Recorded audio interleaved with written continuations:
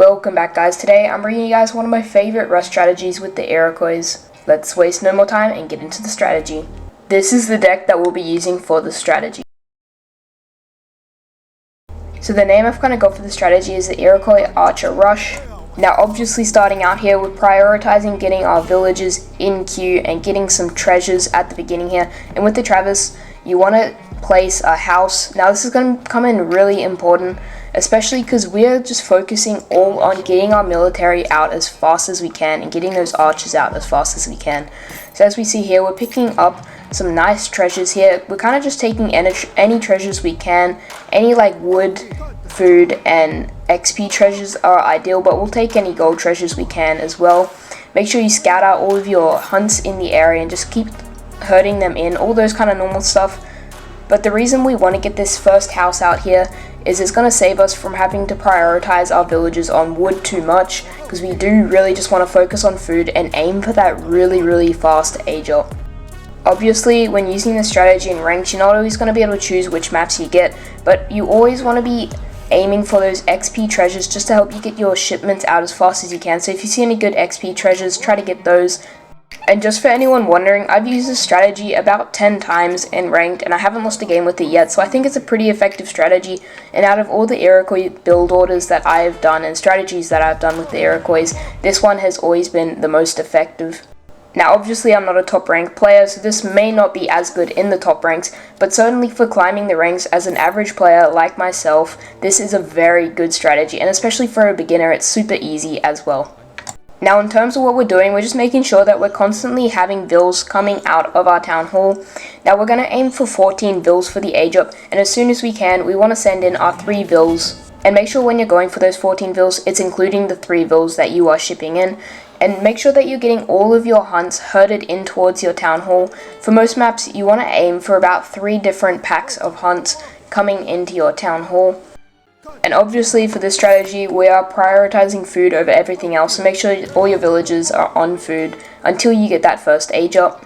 We've been able to find quite a few wood treasures, so we did get a bit lucky on this map, and we were able to get out a second house. But don't worry, if you're unable to get out the second house in the first age, it is no problem. You'll be able to get it out fairly easy later on. But ideally, you do have those 14 villages and 2 houses out going into age 2. Now ideally, you're going to have no delay in between your 14th villager production and getting into your next age, and you want to age up with the messenger, which ages up very fast and gives you a Travois, so you don't need to worry about getting your first war hut up. You're going to use that Travois to make a war hut, but you want to put about 8 of your villagers over onto wood. And why you do this is because you want to be able to get out a few more houses, so you have lots of population just to spam out a ton of archers. Now also, as we're aging up, we do want to scout out our opponent and just make sure they're not doing anything sneaky. In this match we are playing a Spanish player, but for this strategy it shouldn't matter too much as to who you are playing, although sometimes you do want to be aware of like a Mexico or Russia, who are most likely going to put some pressure back onto you with a counter rush. Now as soon as we age up, we want to use our Travois to make a war hut and get another house out just for that extra population. And you want to make sure that you just keep producing villagers onto food, and as soon as your war hut's up, you want to start creating archers because they cost 100 food, so that's why we're so focused on the food. And the second shipment that you get in, you want to send in your 4 Kenya horsemen, and then we immediately want to start getting these archers pumping out. And on this strategy, we're not going to worry about getting a market out, even though it will give us some upgrades that will help our villagers gather faster. We just don't want to use the resources in the first place, because we got to use all of our resources sparingly and effectively. And we want to keep our 8 villagers on wood until we get our 4th house out, and then once they can produce the 4th house, then we want to switch them over to food, so we have all of our villagers over to food, because we have enough population space to push out a ton of units. So at this point, we're just focusing completely on getting out as many units as possible. And in terms of what you want to do with your explorer, I recommend that you just keep scouting around the map, looking for any treasures that you can get, because those extra resources will always be helpful. And one thing to keep in mind when doing this strategy is you don't want to let your opponent know that you are rushing them. So if you do see their explorer coming by your base, you want to make sure that your units are well out of the explorer's sight. Because if your opponent sees that you're massing up a bit of an army, they're going to get a bit nervous and want to get some units being created, which will make it a lot harder for you for this kind of ambush attack we are going for. I was able to pick up a nice XP treasure, and I sent in my next shipment, which was the 6 Tomahawk. Now in terms of army composition, we want to send in the Tomahawks because they're really good at countering any cavalry, and then the other guys will just pick off any skirmishes and villages, and just really easy to put out en masse. And as we see here, his explorer is coming through, but I don't want his explorer to know that I'm massing any sort of army, so I'm moving my army away, even though I could get easy pickings on his explorer.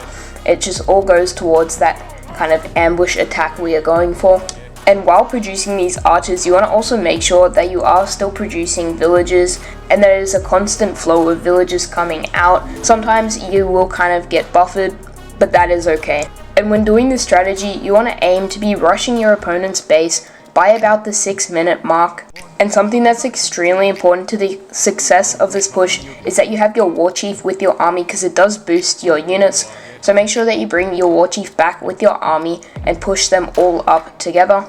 And as you push into your opponent's base, you want to make sure that you're still producing lots of villagers and still producing lots of archers, just to help back up your army, because it is very important, because this first army just kind of put pressure onto them and take out some villages and any army that they currently have. And luckily here we find his explorer about to take a treasure, but we're able to kill the explorer before he takes the treasure and take the treasure for ourselves, which is really nice. And then we push straight into his base. We take our Kenyot horsemen and bring them into the back of the base to try to look for any villages that we can pick off.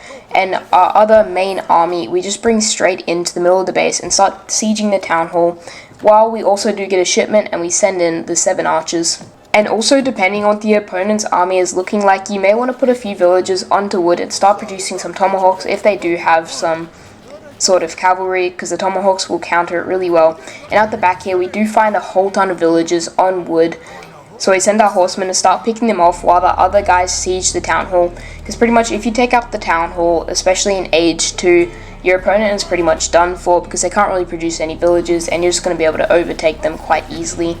Now this guy has a barracks up, so we don't really need to worry about cavalry, so we just keep producing archers and we take out these crossbowmen that come out. And he does also bring in minutemen, and he also plays the other card to bring in extra minutemen. So we just start taking out the minutemen and prioritize them, and then continue sieging the town hall. Now I'm going to speed up this next bit, because it's pretty much just us sieging the town hall and taking out any units that he makes, while continuously just producing more and more units.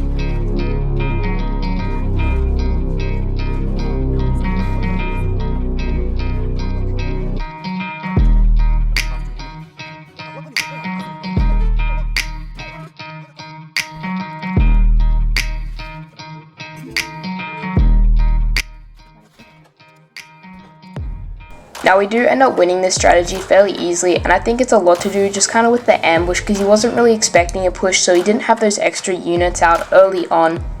This is my favorite build order with the Iroquois that I have tried. I'm not an extremely experienced Iroquois player, but from all the different strategies that I have tried, I found this one the best. I hope you guys did enjoy this video. I really do appreciate it. GG's to the Dude Diverse, but anyways, I'll see you guys in the next one.